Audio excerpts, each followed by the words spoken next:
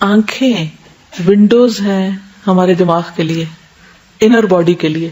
سورج کی روشنی، نیچرل روشنی آنکھوں کے ذریعے جسم کے اندر تک جاتی ہے. اس کے اندر روشنی جانے کا اور کوئی ذریعہ نہیں ہے، نہ ہمارے گلے سے جا سکتی ہے، نہ ہمارے کانوں سے، نہ ناک سے. وہ آنکھوں سے جاتی، کیونکہ آنکھوں پر ایک طرح سے شیشے لگے ہوئے ہیں، ونڈوز ہے نا. اور اگر ہم مسلسل ڈارکنیس میں رہتے ہیں تو یہ ہمارے لیے نقصان دہ ہوتا ہے، ہماری صحت کے لیے بھی نقصان دہ ہے. اور بہت سے جو ذہنی امراض ہیں اس سے پیدا ہو جاتے ہیں، ڈپریشن کا مرض پیدا ہو جاتا ہے، اور پھر بہت سی امبیلنسز ہو جاتے ہیں جسم کے اندر. تو جسمانی صحت کے لیے ضروری ہے کہ ہم ڈے لائٹ کو انر باڈی تک لے کر جائیں تھرو اوور آئیز. قرآن مجید میں آنکھوں کا ذکر کئی بار کیا گیا ہے، اور اگر کسی کی آنکھیں اللہ تعالیٰ لے لے تو اس کے بدلے میں جنت. تو آپ کی جنت آپ کی آنکھوں میں ہے. دنیا جنت نظر آتی ہے مختلف رنگوں کی وجہ سے، تو جس شخص کو یہاں محروم کر دیا گیا اس کا بدلہ جنت لکھ لیا گیا. تو ان آنکھوں کی قدر کرنی چاہیے. نبی صلی اللہ علیہ وسلم نے فرمایا وَإِنَّ لِعَيْنِكَ عَلَيْكَ حَقًّا، اور تمہاری آنکھوں کا بھی تم پر حق ہے. جاگنے سے، بھوکا رہنے سے بھی آنکھوں پر اثر پڑتا ہے. مختلف کام جو ہم کرتے ہیں چاہے ان میں آنکھ براہ راست انوالو نہ بھی ہو تو بھی وہ اپنا حصہ لے لیتی ہے تھکاوٹ میں سے. اسی لیے ہماری جسمانی، ذہنی، روحانی تھکاوٹ جو ہے وہ کہاں سے نظر آتی؟ آنکھوں سے. ذہانت بھی آنکھوں سے نظر آتی، کہ اگر آپ کسی کو دیکھنا چاہیں کہ اس شخص کی ذہانت کتنی ہے تو وہ اس کی آنکھوں سے آپ اندازہ کر سکتے ہیں. پیمانہ ہے ایک یا معیار. آنکھوں کی حفاظت کے لیے سرما کا استعمال.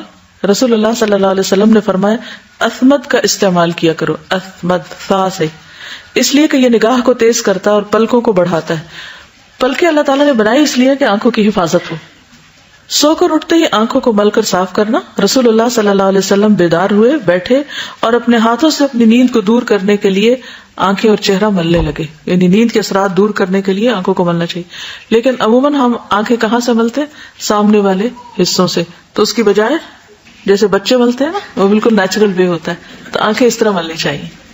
آنکھوں کی حفاظت نہ صرف یہ کہ جسمانی طور پر بلکہ ان کے کام یا ان کے فنکشن کے اعتبار سے بھی، کہ حرام چیزوں کو نہ دیکھا جائے. اور اسی طرح انسان جس بھی چیز کو دیکھے اس سے عبرت پکڑے. میری نگاہ عبرت والی نگاہ ہو. عبرت صرف کسی حادثے کو دیکھ کر ہی نہیں ہوتی، عبرت کا معنی ہوتا سبق. کسی بھی چیز سے انسان سبق لے، یعنی ان کا ایکٹیو استعمال کرے. یہ نہیں کہ انسان بس دیکھتا رہے اور غفلت سے دیکھنا نہ ہو. جسمانی طور پر آنکھوں کی حفاظت کے لیے اور کیا کر سکتے ہیں آپ؟ وضو کرتے وقت خاص طور پر آنکھوں پہ پانی ڈالا جائے. بعض لوگ گلاب کا رق بھی ڈالتے ہیں. آنکھوں کی ایکسرسائز بھی بتائی جاتی ہے. بعض لوگوں کے آنکھوں کے پٹھے کمزور ہو جاتے ہیں جس کی وجہ سے نگاہ کمزور ہونے لگتی اور بڑھتی چلی جاتی. بہت زیادہ میک اپ اور ایسے لوشنز اور ایسے صابن بھی، ایسے ڈٹرجنٹ نہیں استعمال کرنے چاہیے کہ جو آنکھوں کے اندر جا کے ان کو نقصان دے. بعض شیمپو جو ہوتے ہیں وہ آنکھوں کے لیے اچھے نہیں ہوتے.